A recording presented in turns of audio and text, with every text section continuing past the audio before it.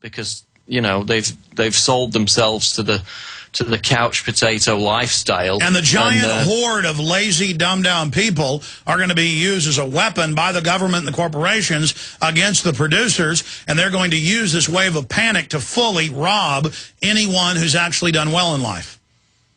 Exactly, and it's going to be class warfare. If people are prepared for this, and they've got reserves of, you know, gold and food and whatever, and they've got land and they've got places to go, and they can get through this, then the people who haven't prepared for it are going to be insane with jealousy, and it's going to create class warfare. And the ultra-elite are going to point the giant horde against the tiny middle class and wipe it out, as they did in Nigeria, Argentina, South Africa, and countless other nations. We know this is an orchestrated plan. We have the IMF World Bank documents. Paul, stay there. Let's come back and talk about time frames for the collapse and how we try to avert it. Then we'll get into the attack on the internet and a lot more, and phone calls. Stay with us. Okay, going back to Paul Watson.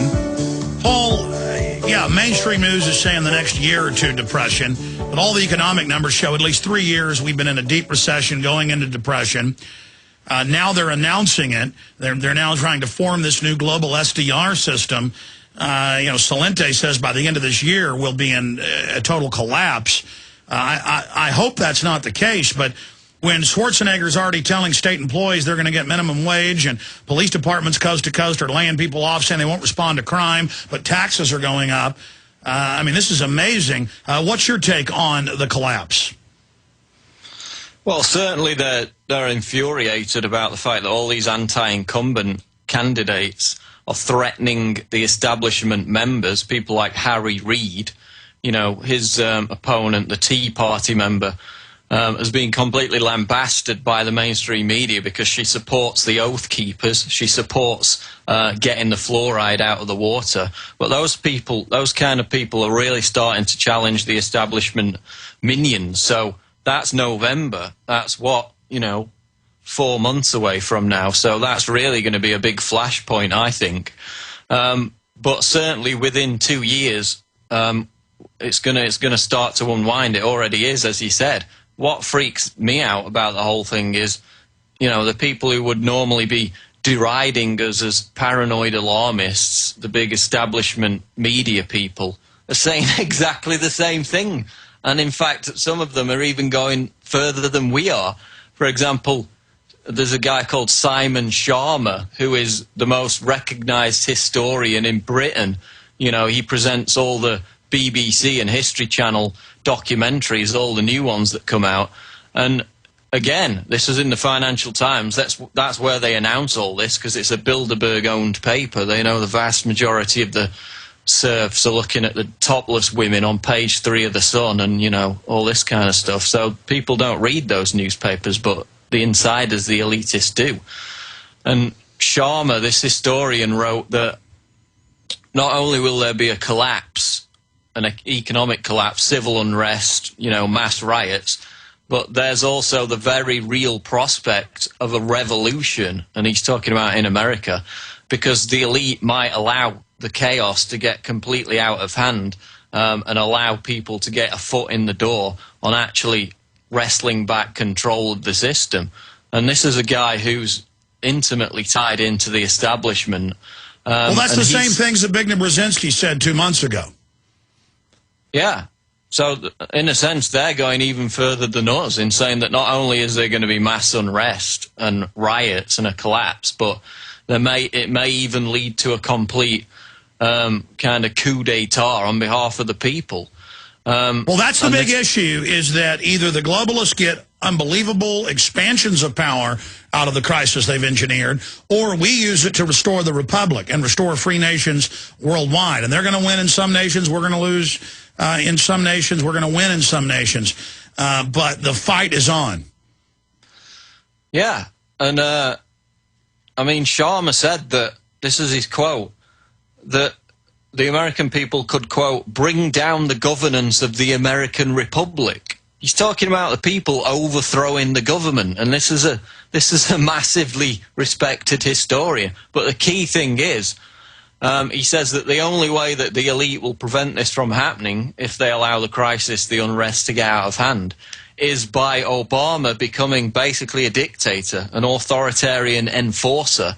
And we know how he's going to do that, which ties into the Shapiro quote out of the Financial Times just a couple of days ago. And we're going to cover that in a moment, but look at not just Woody Allen and all these other people calling for Obama to be a dictator. We have the system itself, and we had the Financial Times of London a year and a half ago with the headline, "And Now for World Government," with the head editor for their international affairs, who's been a Bilderberg attendee, saying, yes, it's authoritarian, yes, it's been secret, but it's for your own good. So they're now coming out saying tyranny is good. They're not even denying it now.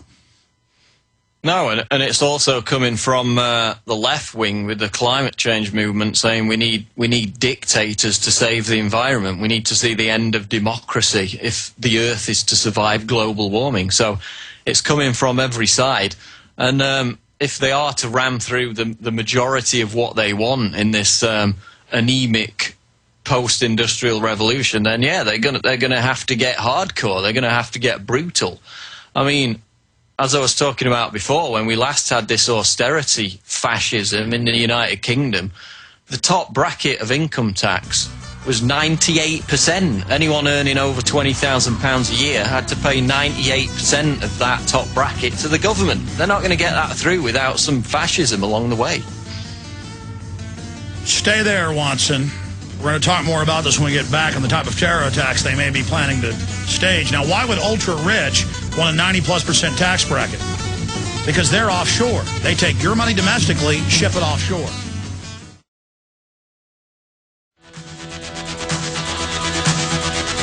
Live from Austin, Texas, broadcasting worldwide, it's Alex Jones. We are back live. Thank you so much for joining us on this July 15th, 2010, live Thursday edition. Don't forget, I'll be back this Sunday with the abbreviated broadcast, 4 to 6 p.m. Central Time as well. We have the free podcast with close to 300,000 people downloading it a day at Infowars.com on the listen page. We have the free iPhone app you can download for free. Listen how you want, where you want, whenever you want. We have an Android app up there as well, all available for free at Infowars.com. And, of course, you're listening to us on the AM and FM dial, shortwave, global satellite, XM. Just keep spreading the word to your friends and family how they can tune in. Anybody can tune in. Shortwave, satellite, internet, AM, FM. There's always a way for you to listen, and we continue to reach more people and shed light on these criminals because you are supporting us. We're going back to Paul Watson in a moment to talk about staged crises, fake cyber attacks to bring in total control of the web, new terror attacks to be blamed on domestic groups. The globalists are clearly green-lighting that. The oil well spill, all of it, the Iran situation, and then Tony, Taylor, Tim, Alex, Jeff, and others, huge news blitzes and key video and audio clips and analysis. Also want to get into one-child policy being promoted all over the U.S. media when we get later into the next hour. Going back to Paul Joseph Watson. Paul, top Clinton official, only a terror attack can save Obama. Again, in the true paper of record, where the globalists speak, where the Bilderbergs own the paper, they are saying, because this is a paper for them to communicate with each other, that Obama needs an Oklahoma City or a 9/11, and if he can't have one of those so he can rally as a strong leader, then he is going to be destroyed. Shapiro said, this is chilling information. But remember, going back a year ago and accelerating the last 3 or 4 months, I've been saying I could see them in all these HBO and MSNBC and CNN documentaries, and in ADL reports, Southern Poverty Law Center, Pentagon reports, MIAC reports, Homeland Security, law enforcement, brainwashing reports, propaganda reports saying gun owners, libertarians, conservatives, Tea Partiers, in the Fedders, Ron Paul supporters, Alex Jones supporters, they want to kill cops. They want to blow up buildings. Turns out the Hatari was totally fake, like we told you. 8 months before they got busted, I could see them being set up. I said that on air. Out of 400-plus militias, I identified them as being infiltrated. Turned out that was the case. But it turned out it was the feds that were basically shooting their mouths off, so that was a setup. They are clearly getting ready to stage terror attacks to be blamed on the American people, and terror attacks to be blamed on Iran, and a cyber attack as an excuse to take over the web. And, of course, now we have the economist, chief economist of the World Bank, IMF, telling the Korea Times that, yes, they're going to use the oil spill for a carbon tax. You can see their methodology of problem, reaction, solution, and using crises at work here like never before. And they're so transparent. Watson, break it down. Well, it's almost a mirror image of the situation in the mid-90s with Clinton. I mean, Clinton didn't have much higher approval ratings in early 95 than Obama does now. He was a little bit higher. But, of course, as soon as the Oklahoma City bombing happened, which was, of course, completely run by the FBI through their stooge, their patsy, Timothy McVeigh, now that's completely out in the open, Clinton went up to back around 60%, and this conservative revolution, as it was at the time, that threatened the power monopoly was completely crushed, and they were able to demonize their political opposition as right-wing fringe extremists who should be completely ignored. And that's what we see happening again today.